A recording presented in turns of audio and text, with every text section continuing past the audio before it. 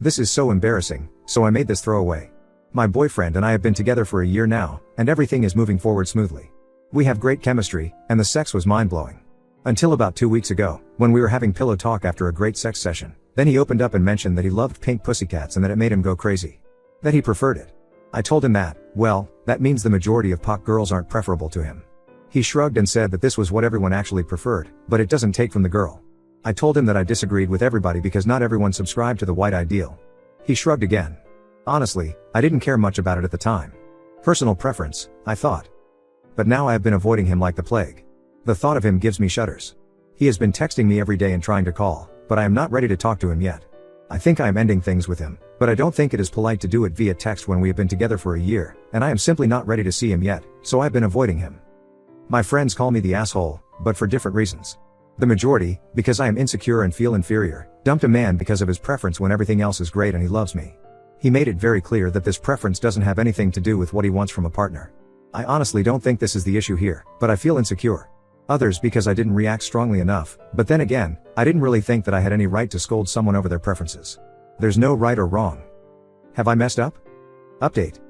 So I did it, and I sent him the text suggested by one of your beautiful Reddit users. He texted me that he wanted to see me, and at least he wanted to know what's wrong and if he did anything to make me mad, so I texted. I think we should see other people. He answered about an hour later, saying he wanted to come over to talk. So I guess we are having the talk later this evening. Wish me luck. Update 2. So he was here, and we talked.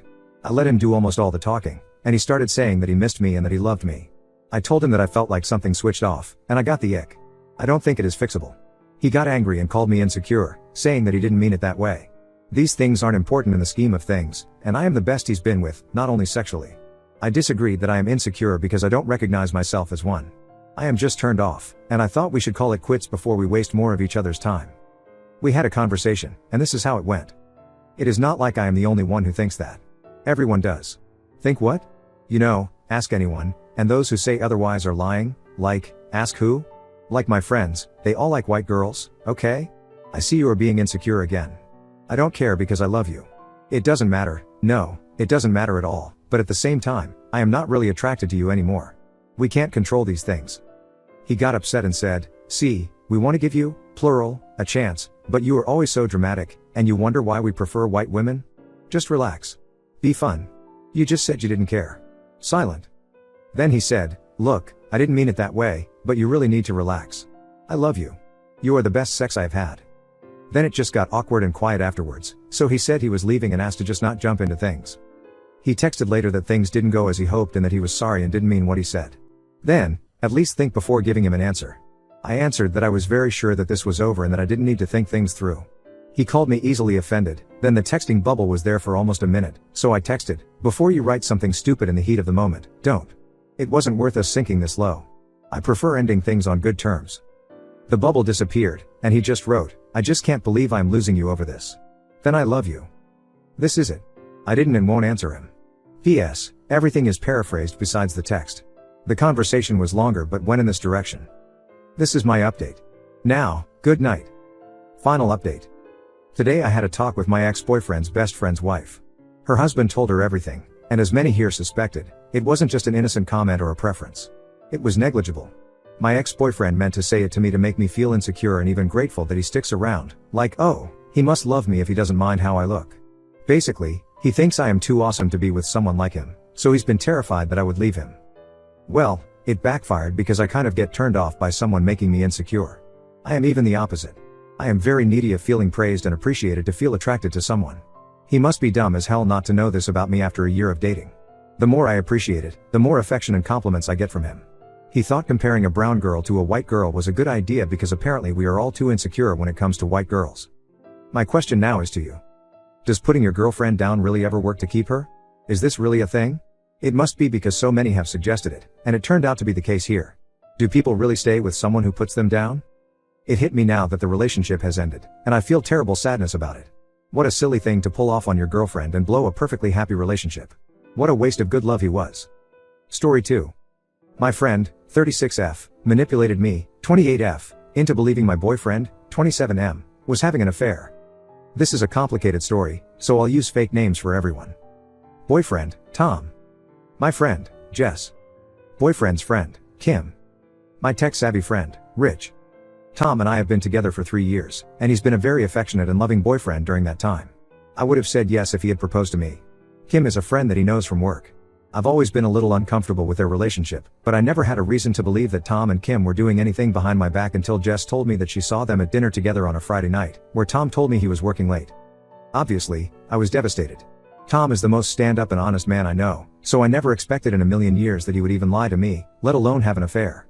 I didn't believe Jess at first, but then she showed me a blurry picture of the two together. I couldn't see either of their faces, but I saw body figures that greatly resembled both of them.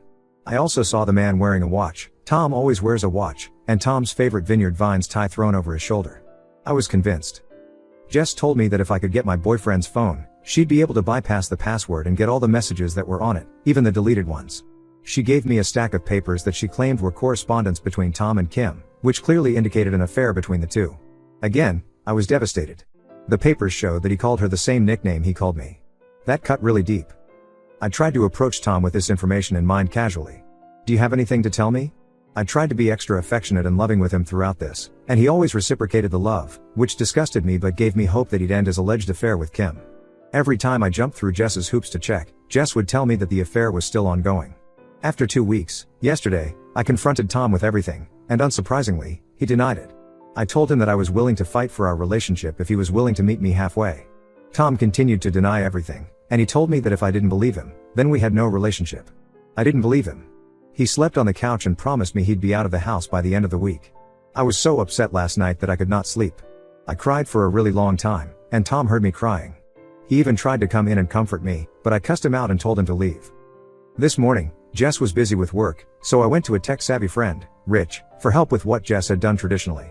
I gave Rich the phone, and he told me that my demands were impossible. He said you cannot bypass the password on my boyfriend's phone, it's a work phone, without deleting the text messages. I teased him about not being as familiar with this stuff as he thought, but he adamantly stuck with his claim. When I showed him the papers that Jess gave me, he told me they were fake, and he proved to me they were fake by making his own. Fuck my life. I have absolutely no idea what to do and no one to talk to about this. Rich told me he's looking into everything, but I don't know if he'll come up with much. When I came home, Tom was already gone with his stuff, and I have no way of reaching him directly because I'm the one with his phone. I don't know what to do. I don't even know what's really going on in my life anymore. Edit. There are lots of questions about this, so I'll try to clarify. I took my boyfriend's phone when he went out for his run since he doesn't listen to music when he's jogging. The run sort of contributed to my suspicion, but he's been doing this since I've met him. When I confronted my boyfriend, I didn't show him the proof, but I told him I had conclusive evidence, and he said that that was impossible. At the time, I thought he was lying. Jess has not replied to any of my voicemails or messages. Update 1. I returned Tom's phone to him, and we talked about the situation. I tried to explain everything, but he told me that trust in our relationship was irreparable and that I needed to learn how to effectively communicate my concerns. He's a firm believer that without trust, there is no relationship, so we've officially split up. He initiated NC, and I have not spoken with him since. I finally got a hold of Jess through the phone, and she admitted she lied, but she won't tell me why. I'm sure she has not slept with Tom, but I can't be sure she isn't trying. I'm unbelievably mad right now, mostly at myself. Story 2. My fiancée had a sexual relationship with an older man who works for her father, and I don't want him at my wedding. Prior to getting together with my fiancée, she had a long-term relationship with an older man. He's 52 now, but he was 46 when they started up. She was 19 at the time. This relationship has never been exclusive. Her father is a contractor, and this man has worked with him for many years. My fiancée initiated the relationship, and it has been a secret between the two of them. My fiancée told me that when we became exclusive, there would be no secrets.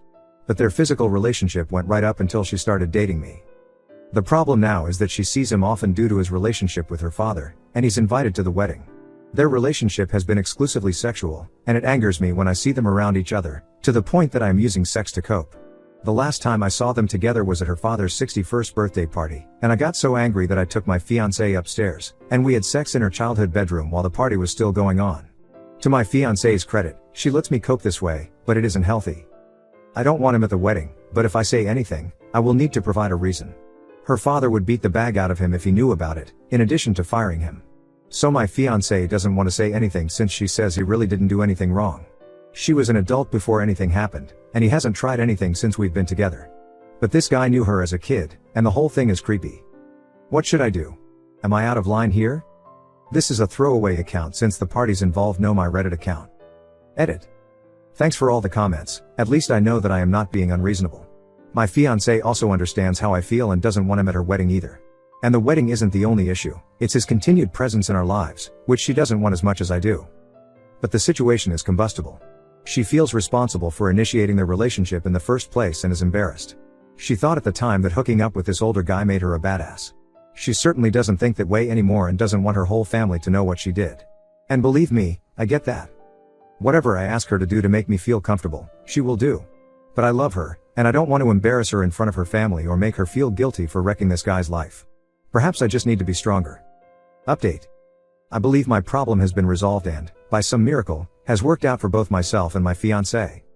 We started talking this weekend, and I told her that I could get through the wedding if the old guy was there, but I would always feel uncomfortable around him.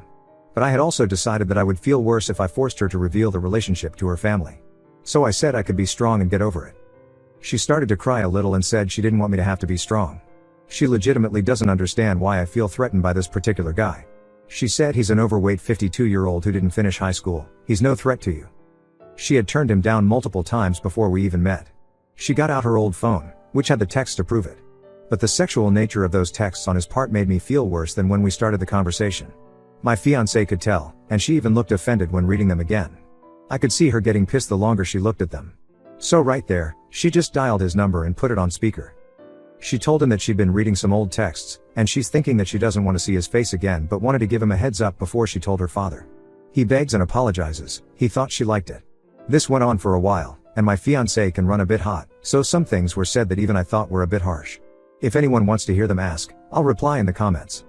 Anyway, she hangs up and gets a text from him this morning that he is moving to Florida. He's got a cousin down there he can work with, so the problem's solved on my end.